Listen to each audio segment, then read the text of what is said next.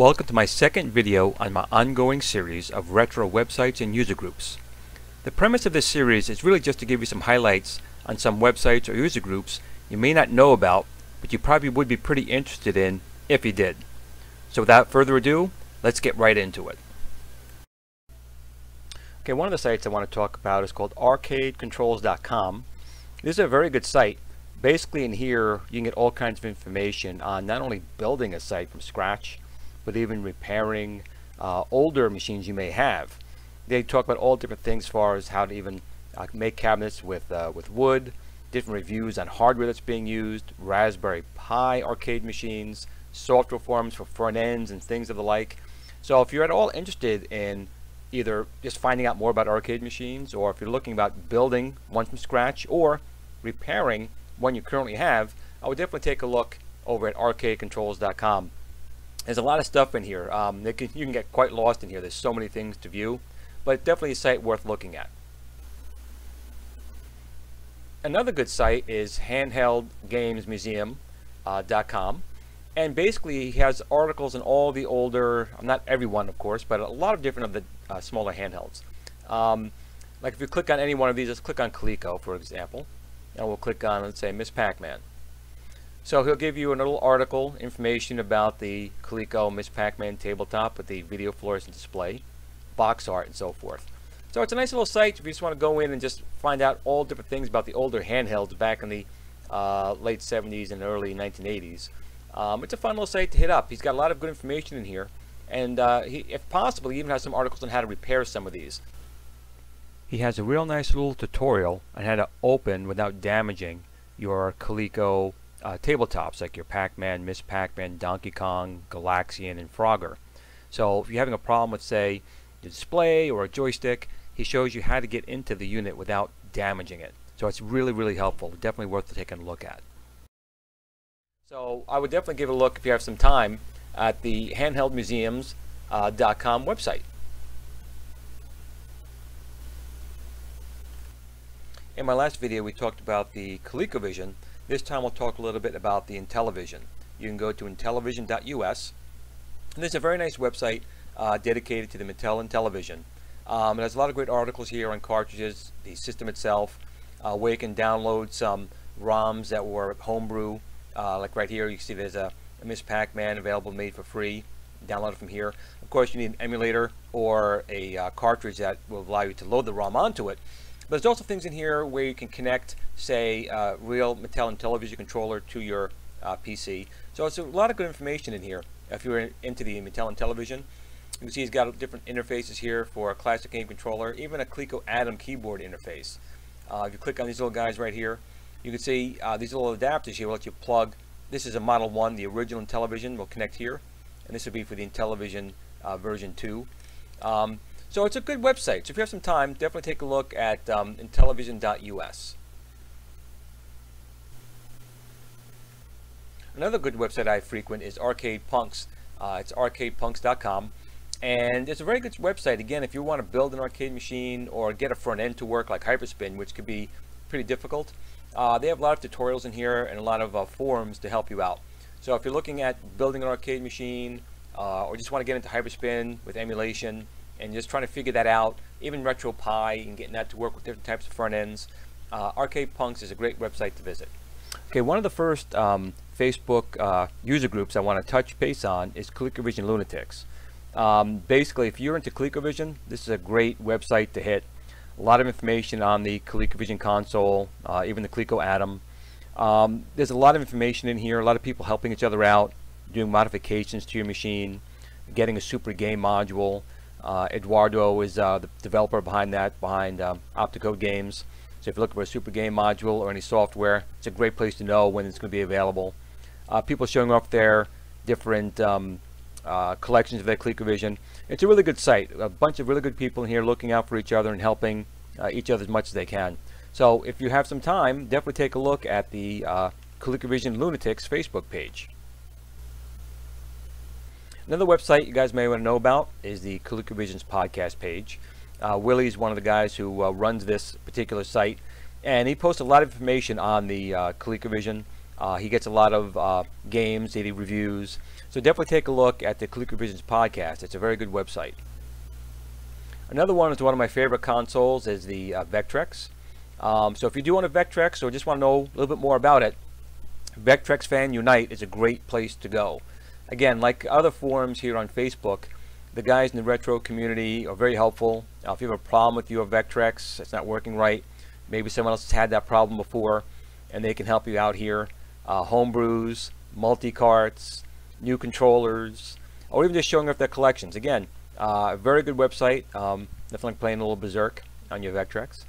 But it's one of the forums I frequent a lot. The Vectrex is a really pretty cool system that really didn't go off as far as it could have gone because of the gaming crash. But if you're all interested in the Vectrex, definitely take a look at Vectrex Fans Unite. Now this is a really good site. It's run by a guy by the name of Neil Henry. It's old, make new.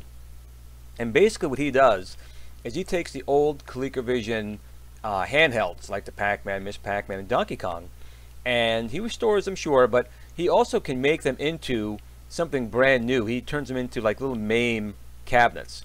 You can see a lot of people do post a lot of information on some of their collection, but if you're all interested in, say, getting the real Donkey Kong or the real Miss Pac-Man or any other type of game, see if I can go down a little bit further and see some of the machines he's done here. These are ones he's repaired, but oh, and there's a nice guy right there, Glen. He's got a nice collection. Look at that. Yeah. Anyway, so if you look further on down, Neil does a lot of great work. I'm just trying to find one that he's done in here before. Let's see if we go down a bit further. Oh, look, Glen again. Well, a little self-promotion. Let's go down a little bit further. I know Neil's got something in here with work that he's done. Okay, well, here it is. What you see here looks like a Coleco tabletop game from the 80s, but it's not. There is actually a MAME machine inside this thing. And how did I do it? Well, the Raspberry Pi. It's super small, regular LCD screen. Put it all together and then you get this. So, you turn the switch on in the front. It boots up. That looks like a better angle. And it doesn't take too long to boot, I think. It's worth the wait, I suppose. It loads in off the SD card, and I guess the faster SD card you get, the faster it boots. While it's booting, I guess I can tell you about the control panel here. I used the original joystick. I painted it red and black.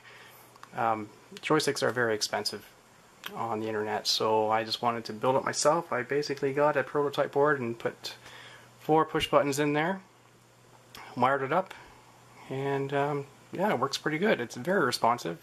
Works way better than I thought it ever would. It's 8-way too, so you're not limited to just the 4 directions. These buttons here, of course, start the game. That's a coin. The start game, the pause, and the exit. And these, of course, 2 fire buttons. So when the menu appears, I'm going to zoom in on the menu here. There we are. I'm going to go to, how about, let's do Pac-Man.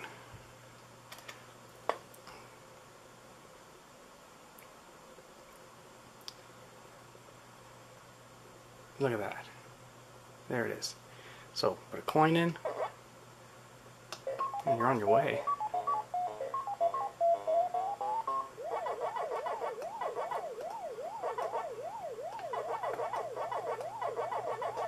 There you go, look at that. Who would have thought? So when you're bored of the game, you just press exit. And if you're definitely looking to get a very small, really cool Coleco emulated system running all the arcade machines, this is a place you want to go. Old Made New by Neil Henry. Another Facebook group I frequent quite often is the Commodore Amiga Facebook group. The Amiga is, in my opinion, one of the best computers ever made. Even to this day, it's a phenomenal little machine.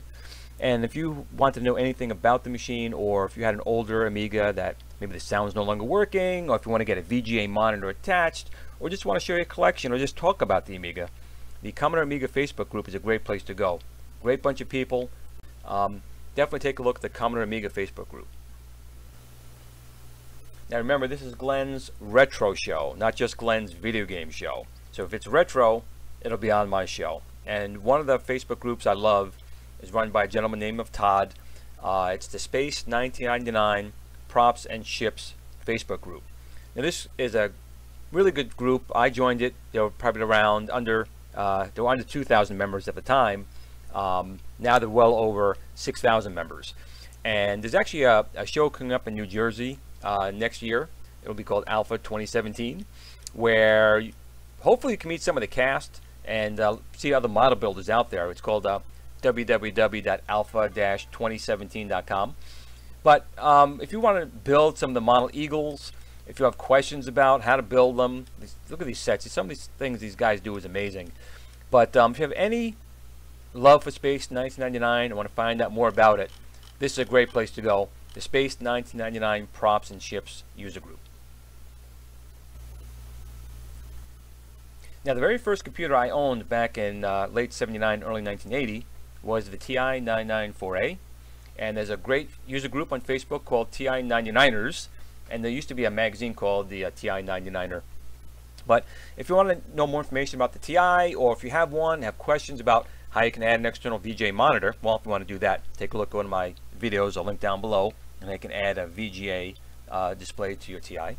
But if you want to find out about speech synthesizers, new hardware being made today, like say a compact flash, a hard drive, or a floppy drive, this is a great place to go. Again, new software being released, cartridges, there's a flash cartridge you can get. This is a great user group. Again, everyone here always willing to help. Great bunch of people. Another new and upcoming Facebook group is the Retro and New Age Repair Group. This is a great place to go to talk about repairs you've done or modifications you've done. Let's say you have an Atari 2600, you try doing a composite out and it didn't work. Ask a question here, maybe someone's already done that. Or you have an Atari 7800, there are people working now on adding Super Video or S-Video and composite out for that. Or you have something that doesn't work at all. Maybe someone has gone through it. You'll find him here on the Retro New Age Repair Group run by Jason. Now, I can't go talking about websites and Facebook groups without talking about Willie in Arcade USA. Willie's very active in the community. He actually got one of the first reviews. Actually, I think it may have been even the first review on the Atari Flashback Portable. Willie's a great guy. Posts a lot of reviews. He's very responsive. He talks with everyone all the time. But Arcade USA is a great Facebook group, a great website, and a great channel on YouTube. We'll put links down below to all of them.